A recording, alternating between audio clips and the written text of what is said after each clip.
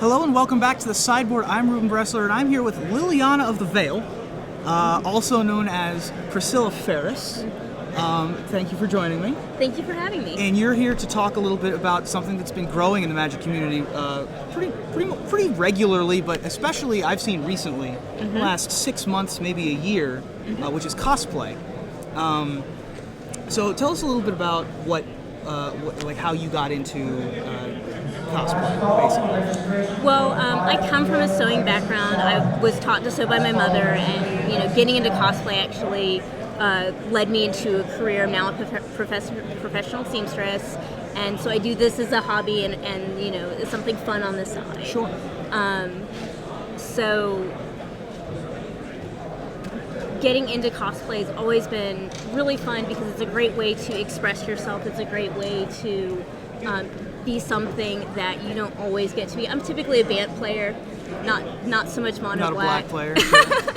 So it's something that you get to do a little bit different and be an extension of yourself that you don't always get to be during the regular day. Now, how did you get into magic?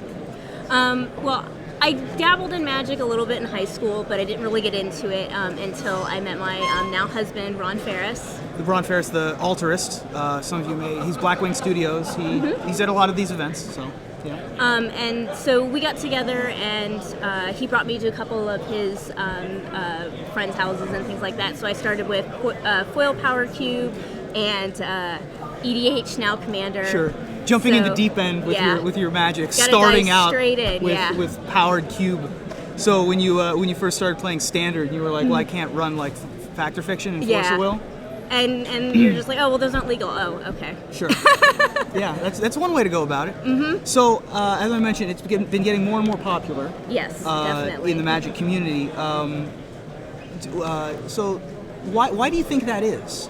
Well, I think it's also been growing in the anime communities as well. It's also been growing in the Star Wars communities and the Star Trek communities. It's because the advent of the internet and everything like that. People see these really cool costumes and things like that online, and they're like, "Whoa, that's so awesome! I want to do that too." And so it's less of an anomaly and more of a more common practice, and a lot of people get into it just by saying, "Hey, other people are doing this. I can get into that too." Now, for beginners who want to get into it, magic can sometimes not be the easiest thing to dress up as. Yeah, that's definitely the case. You have a lot of characters that are in full-plated armor. Elspeth is one of my favorite planeswalkers, and doing head-to-toe chainmail is a little bit difficult on the prices. Pauldrons and things like that. Yeah. And not to mention that I would say over half of all of the magic characters aren't human. It's very difficult to cosplay as Emrakul. Even Vraska is a little... Yeah. On the difficult end, but I mean, there still are characters like Jace is a great one, especially even for girls. He's hooded, girls could be able to do it. Liliana is a great one. Chandra is a great one to get into, and they're very recognizable characters, so that people will be really encouraged when they see you and want to run up and hug you and take your picture and everything. Excellent. And it's always fun. So how do you think cosplay is sort of in this weird spot where magic is, I don't think I'm surprising anybody when I say that magic is a fairly geeky game. Like, I'm a dork. I'm a member. But there's like a line that magic players sometimes draw, which is like, I'm a dork, but I'm not that much of a dork. Do you find some sort of anti-cosplay discrimination among the players, or? Not really. Even as we've been here today, I've had a couple of people ask for their picture and ask if they can post it on Facebook, and I think that's awesome. Cool. And people have been very approachable to me. It's not like, oh, who are you? Right. It's also Halloween, and we are in New Orleans, so you might as well just be at the Voodoo Fest downtown. Yep, exactly. Even when I went out to lunch to go pick up my lunch, I didn't get any. Yeah, exactly. No one thought for a second about it. And I've had a lot of compliments even by convention staff and just passersby too, which I think is really neat as well. Now, what do you think about not just the community, but Magic, the company that makes it? Are the artists happy about it? Is the company? Do you think that they could do more? Well, I think the artists my costume in particular is based off of Steve Argyle's work, and the Liliana of the Veil specifically. And like, no, I haven't really, you know, gone out of my way to ask permission for anything, but I'm doing this for fun. I'm doing this. And I haven't gotten a chance to speak with him, but I know most artists, and at least in the anime and the video game side of it, are very encouraged by that. And actually, some of them sometimes, you know, design characters specifically with cosplayers in mind, either to be easy or to be really, really difficult. Yeah, I never thought about that. So it's a really interesting fan base, because it's not something that you go and, you know, like, make money off of and you rip off artists. It's to promote that work and that artistic community. Sure. I mean, you know, and Magic has always been this. I mean, I like Magic because it's all inclusive. Everybody gets to do what they want to do. Exactly. You know, and so I think that this is just another step. And as players get more involved with the Vorthos aspects of Magic, especially with Planeswalkers. You know, it used to be that Legends were the flagship characters. And they were sort of difficult to get on the side of a Legend.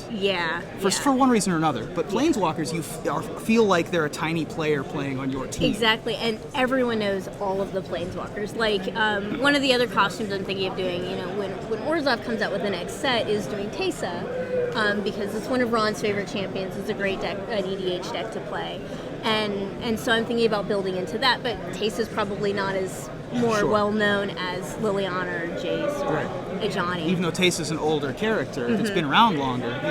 But especially because you also want to take into consideration the newer Magic community as well as the older Magic community. You don't want to try and alienate anyone in that sense too. Now, if you look at the Facebook album for this event, you will see there are 2 Lilianas at this event. Have you found the other Liliana? Yes, I did actually see her. She's actually playing in the tournament. She's playing in the tournament. Did you guys have to both go to the graveyard if you were in the same place at the same time? Well, we actually didn't hang out too much, so I think there was that like vibe of, we ended up on the same table, something bad would happen. Right. Yeah, if you guys were paired up against each other, you'd have to take the draw. Both of you had to drop, right? Yep. Now, were you guys the same Liliana? Yes. Both Liliana of the Veil? Yes. Based on the costume?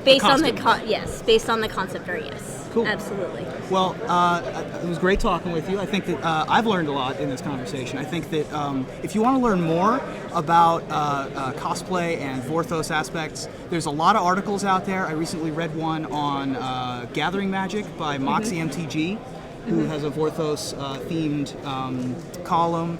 There's Christine Sprankle is another big name in the community. You can go look up her work. So there's a lot of places to go. Is there anywhere people can go to learn more about your stuff? I host most of my cosplay pictures on DeviantArt, and I go by the alias Pukahime. Pukahime. Okay, we'll have that in the notes for you. Thank you so much for joining me in the sideboard. Thank you so much for having me.